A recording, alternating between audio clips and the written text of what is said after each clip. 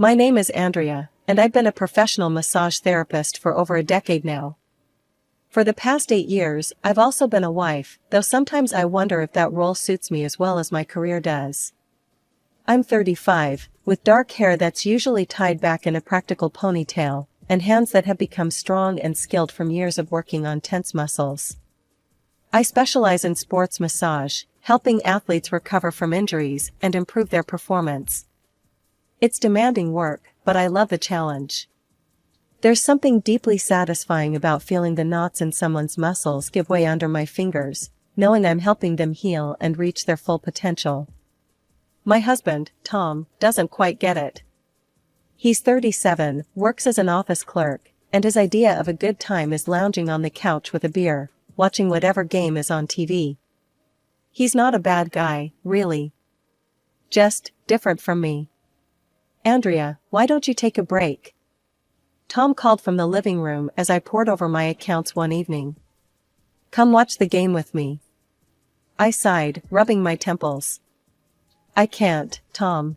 I'm trying to figure out how much more I need to save for the office space. He appeared in the doorway, leaning against the frame with a slight frown. You're always working. We should be enjoying life, not killing ourselves for some future that might never come. This is important to me, I said, trying to keep the frustration out of my voice. I want my own business, my own space. I'm tired of working for other people. This was a familiar dance between us. We'd reached a compromise of sorts over the years. We each contributed a set amount to our shared expenses, and whatever was left was ours to spend, or save, as we saw fit. It wasn't perfect, but it allowed me to squirrel away money for my future business without constant arguments. The apartment we lived in was a wedding gift from my father. It wasn't large, but it was in a good neighborhood and, most importantly, it was ours free and clear. No mortgage meant I could focus on saving for my business instead of paying for a roof over our heads. The next morning, I was up early as usual, preparing for another long day of appointments at the 2 clinics where I worked. As I sipped my coffee, Tom stumbled into the kitchen, bleary-eyed and yawning. You're up early, he mumbled, reaching for the coffee pot. Oh, by the way, my mom called yesterday. She and Sarah want to book a wellness course with you. I froze, my mug halfway to my lips. My mother-in-law, Evelyn, and her daughter, Tom's sister, Sarah were, well, let's just say they weren't my favorite people. Did you tell them I'd do it? Tom looked surprised. Of course. Why wouldn't you? They're family. I bit back a sigh. This was going to be a problem, I could feel it. But I forced a smile and nodded. Right. Family. I'll fit them in somewhere. The day Evelyn and Sarah came for their wellness course was the beginning of a nightmare I couldn't have anticipated. They sauntered into my clinic like they owned the place, designer handbags swinging from their arms. Andrea, darling, Evelyn's voice was saccharine sweet. We're so excited for our spa day. I forced a smile. It's not exactly a spa day, Evelyn. This is a therapeutic massage course. Sarah rolled her eyes. Same difference. Let's get started, shall we? I have a hair appointment later. I gritted my teeth and led them to the treatment room. For the next 2 hours, I worked on relieving Evelyn's chronic back pain and Sarah's tension headaches. I used every technique in my arsenal, determined to give them the best possible treatment despite their attitude. As we finished up, Evelyn stretched languidly. Oh, that was lovely. We'll have to do this again soon. Great, I said, reaching for my appointment book. When would you like to schedule your next session? It will cost. Andrea, Evelyn cut me off, her voice suddenly cold. We're family. Surely you're not expecting us to pay for this? My jaw dropped. What? Of course, I expect payment. This is my job, Evelyn. Well, I never, Evelyn huffed. Tom will hear about this. Come on, Sarah. They swept out of the clinic, leaving me stunned and angry. I knew I should have seen this coming, but their audacity still caught me off guard. That night, I confronted Tom about it. Your mother and sister came in for treatments today, I began, trying to keep my voice level. They refused to pay. Tom looked up from his phone, surprised. Well, maybe you should have just given it to them as a gift. They are family, after all. The following weeks brought more frustrations. Evelyn started calling regularly, complaining about various aches and pains, hinting heavily that I should help out. Sarah took to dropping by unannounced on weekends, kids in tow. Andrea, be a dear and watch the kids for a few hours, she'd say, already halfway out the door. I've got a mani-pedi appointment. I tried to protest, to set boundaries, but Tom always sided with them. They're family, he'd say, as if that explained and excused everything. One Saturday, after Sarah had once again left her children with me without warning, I confronted Tom. This has to stop, I said firmly. I'm not a free babysitter or on-call masseuse. You need to talk to your sister. Tom's face darkened. Andrea, they're my family. I expect you to be loyal and obedient. That's what a good wife does. I stared at him, really seeing him for perhaps the first time in our marriage. This man, who I'd loved for 8 years, didn't understand me at all. He didn't support my dreams, didn't respect my work.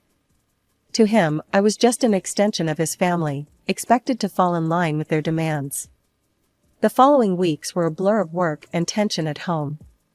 I threw myself into my job, working longer hours at the clinics and squirreling away every penny I could. Tom and I barely spoke, the silence between us growing heavier with each passing day. Then, on a rainy Tuesday morning, I received a call that shattered my world. My father had passed away suddenly in his sleep. The phone slipped from my numb fingers as the news washed over me like a tidal wave of grief. I don't remember much of the next few days. I moved through the motions of arranging the funeral, greeting distant relatives, accepting condolences. Tom was there, a silent presence at my side, but I felt more alone than ever. It wasn't until after the funeral, sitting in my father's lawyer's office, that I began to surface from my fog of grief.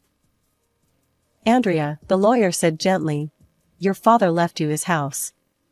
Everything is in order, the property is yours free and clear. I blinked, struggling to process this information. The house, my childhood home, filled with memories of happier times. I hadn't even thought about what would happen to it. As we left the lawyer's office, Tom spoke up for the first time. This is great, Andrea. Think of all the space we'll have. We could throw some amazing parties. I tuned him out, my mind whirling. The house represented both a gift and a burden. It was too big for just the two of us, and the thought of the upkeep was daunting. But I couldn't bear the thought of selling it either. Every room held echoes of my father's laughter, his encouragement, his love. I think we should rent it out, I said abruptly, cutting off Tom's excited chatter about remodeling plans. Tom's face fell. Rent it out? But Andrea, think of the opportunities. I have thought about it, I interrupted. This is what I want to do. It's my house, Tom. He sulked for days after that, but I stood firm. I found a reputable rental agency and signed a contract with them. It felt like the right decision, giving me time to grieve and consider my options without making any rash choices. A week later, I received a call from the agency that left me bewildered. They informed me that they couldn't access the property. Apparently, some tenants were occupying the house and refusing to let them in. I was shocked. Who could these people be? How did they get into my father's house? A mix of confusion and anger swirled inside me as I grabbed my car keys. I had to see this for myself. As I pulled up to my father's house, my heart was pounding. The familiar sight of the old Victorian-style home, with its wraparound porch and faded blue paint, brought a rush of memories. But those nostalgic feelings were quickly overshadowed by my growing anger and confusion. I marched up to the front door and knocked forcefully. Hello? I called out. This is my property. I demand to know who's in there. The door creaked open, and I found myself face to face with my mother-in-law, Evelyn, flanked by her daughter Sarah and Sarah's children. Andrea, dear, Evelyn exclaimed, her voice sickly sweet. What a surprise to see you here. I struggled to find words, my mouth opening and closing silently before I finally managed to speak. What are you doing here? How did you get in? Evelyn's smile didn't falter. Oh, Tom gave us the keys. He said we could live here and look after the place. Isn't that thoughtful of him? My blood began to boil. Without a word, I pulled out my phone and dialed Tom's number. He answered on the third ring. Hey, what's up? Tom, I said, my voice trembling with barely contained rage. Why are your mother and sister living in my father's house? There was a pause, then a sigh. Look, Andrea, they needed a place to stay. Their old rental got sold, and they had nowhere to go.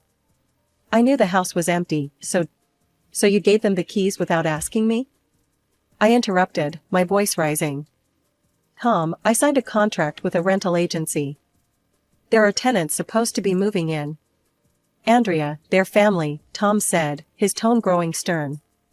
They'll live there and look after the place. It's better than having strangers in it. This is my house, Tom, I said through gritted teeth. You had no right to make this decision without me. You need to come here right now and sort this out. I'm busy, he replied curtly. You're overreacting. Just let them stay. With that, he hung up. I stared at my phone in disbelief, then turned back to Evelyn and Sarah. This isn't your house, and you have no right to be here. I'm asking you nicely to leave. Don't make this more difficult than it needs to be. Sarah let out a harsh laugh. Or what? You'll call the cops on your own family? I met her gaze steadily. If I have to, yes. For a moment, we all stood in tense silence. Then, without warning, Evelyn and Sarah burst into laughter. Before I could react, they stepped back and slammed the door in my face. I stood there, stunned, staring at the closed door of my own house. The audacity, the disrespect, it was too much. With shaking hands, I pulled out my phone again and dialed 911. When the police arrived, I explained the situation as calmly as I could. To my relief, they understood and took my side. They knocked on the door and, when Evelyn answered, explained that she and her family had no legal right to be there. Ma'am, one officer said firmly, this property belongs to Andrea Thompson. You need to vacate the premises immediately. Evelyn's face contorted with anger. She turned to me, her eyes blazing. You've crossed a line, Andrea, she spat. You'll regret this, mark my words. As the police continued to insist they leave, Evelyn pulled out her phone. I watched as she dialed and put the phone to her ear. Tom, she said, her voice suddenly trembling. You need to come here right now. Your wife has called the police on us. We're not leaving until you get here and teach her some obedience. I watched in disbelief as Tom's car screeched to a halt in front of the house. He'd refused to come when I called, claiming he was too busy, but here he was, rushing to his mother's aid. Tom strode up to the porch, his face a mask of anger. What's going on here? He demanded. Evelyn burst into tears at the sight of her son. Oh, Tom. Your wife has called the police on us. We have nowhere to go. I tried to interject, to explain the situation, but Tom held up a hand to silence me. He wrapped his arms around his sobbing mother, shooting me a glare over her shoulder. It's okay, Mom, he said soothingly. I won't let you be out on the street. You can all come stay with us in our apartment. I stared at him, shocked. Tom, you can't be serious. Our apartment is tiny. There's no room. Well, he cut me off, his voice cold. Since you don't want to be nice, things are going to have to get uncomfortable. You brought this on yourself, Andrea. And just like that, my life turned into a living hell. Our small apartment wasn't designed to house so many people. Evelyn, Sarah, and Sarah's 3 children moved in, turning our once peaceful home into chaos. The living room became a makeshift bedroom, with air mattresses taking up every inch of floor space. Privacy became a distant memory. The noise was constant. Sarah's children, aged 4, 6, and 8, seemed to be in a competition to see who could scream the loudest. They ran through the apartment like tornadoes, leaving destruction in their wake. One afternoon, I returned from work to find our TV smashed on the floor. The eldest boy had been trying to reach something on top of the entertainment center and had pulled the whole thing down. Kids will be kids, Sarah shrugged when I confronted her about it. The mess was overwhelming. Toys littered every surface, dirty dishes piled up in the sink, and laundry seemed to multiply overnight. Yet somehow, I was expected to clean it all up. When I protested, Tom would step in. "Come on, Andrea. You're the lady of the house. It's your job to make our guests comfortable." "Guests?" I would sputter. "They've taken over our home." But my protests fell on deaf ears. Tom, Evelyn, and Sarah had formed a united front against me. They criticized my cooking, complained about the cleanliness of the apartment, and made constant demands on my time and energy. I felt like a servant in my own home, constantly cooking, cleaning, and catering to their whims. The dreams of opening my own massage therapy business seemed to be slipping further away with each passing day. 2 months dragged by, each day blending into the next in a blur of exhaustion and frustration. Sleep became a luxury I could rarely afford. Between the constant demands of Tom's family and the noise that seemed to permeate every corner of our small apartment, I found myself constantly on edge, never able to truly relax. One Friday, after a particularly grueling week at work, I reached my breaking point. The thought of returning to the madhouse that was now my home filled me with dread. Without really thinking it through, I decided to stay at my office overnight. The quiet solitude of the empty clinic was a balm to my frayed nerves, and for the first time in months, I slept deeply and peacefully. The next morning, feeling somewhat refreshed, I steeled myself and headed home. As soon as I walked through the door, I knew something was wrong. Tom was waiting for me, his face a mask of fury. "Where the hell have you been?" he demanded, not even giving me a chance to speak. "You didn't come home last night. You didn't cook dinner. You've completely abandoned your responsibilities." I tried to explain, to defend myself, but Tom wasn't interested in listening. "I've had enough," he spat. "You're neglectful, disobedient, and clearly don't care about this family. I want a divorce." Before I could process what was happening, Tom thrust a stack of papers into my hands. Divorce papers. Already signed by him. "I'll be demanding half of everything," he said coldly. "Now get out. I don't want to look at you anymore." With that, he pushed me out of the apartment and slammed the door in my face. I stood there, stunned, clutching the divorce papers and fighting back tears. In a daze, I made my way to my father's lawyer's office. As I explained the situation, the kind old man who had known my family for years listened patiently.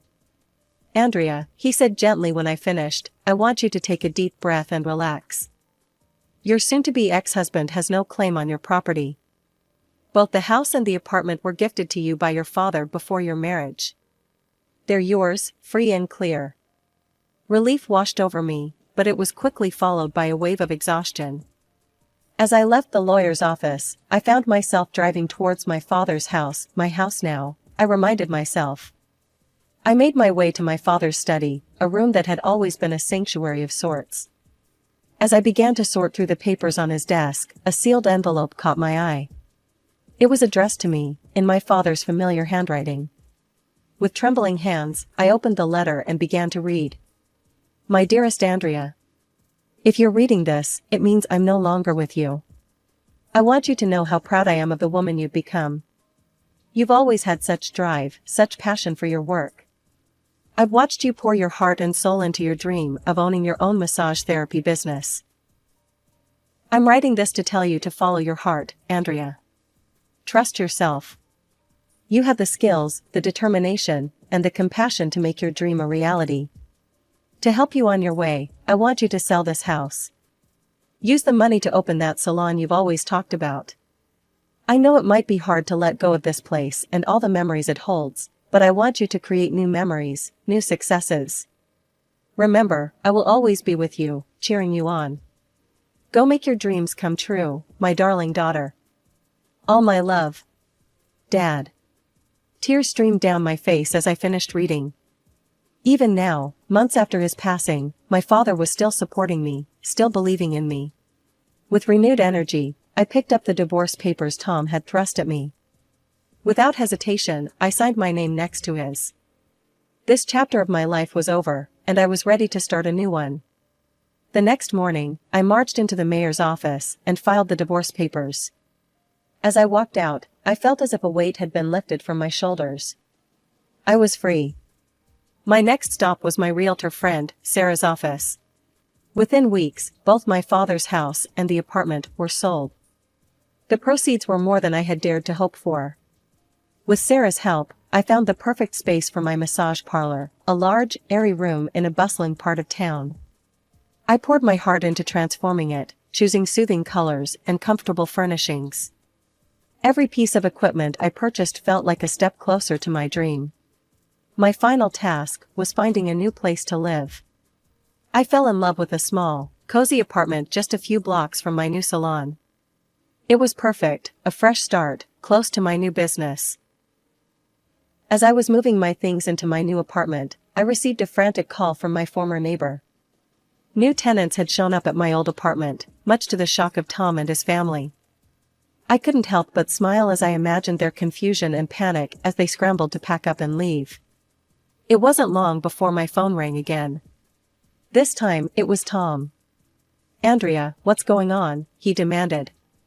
"Why are there strangers in our apartment? And why did I get a notice from the mayor's office about our divorce being finalized?" I took a deep breath. "It's not our apartment anymore, Tom. I sold it. And yes, the divorce is final. This is what you wanted, remember?" There was a long pause on the other end of the line. When Tom spoke again, his voice had softened. "Andrea, I was just joking about the divorce. I love you. We can work this out. I'll tell Mom and Sarah to move out. Please, just come home." "No, Tom," I said firmly. "This isn't about your mother or sister anymore. This is about us. You've shown me exactly who you are and what you think of me. I deserve better than that."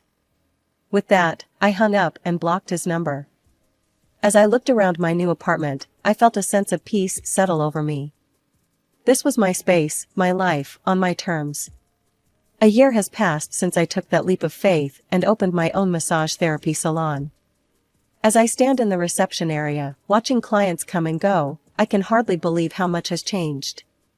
My little salon has flourished beyond my wildest dreams. Word of mouth spread quickly about the quality of our treatments, and soon we were the talk of the town. My appointment book, once filled with blank spaces and hope, is now packed solid for months in advance. I've had to hire 3 additional therapists to keep up with demand. As I watch them work, guiding clients through their treatments with skill and compassion, I feel a surge of pride. This is what I've built, what I've nurtured. It's more than just a business, it's a place of healing, of renewal. Financially, I'm more secure than I've ever been. The constant stress of pinching pennies and sacrificing my own needs for others is a distant memory.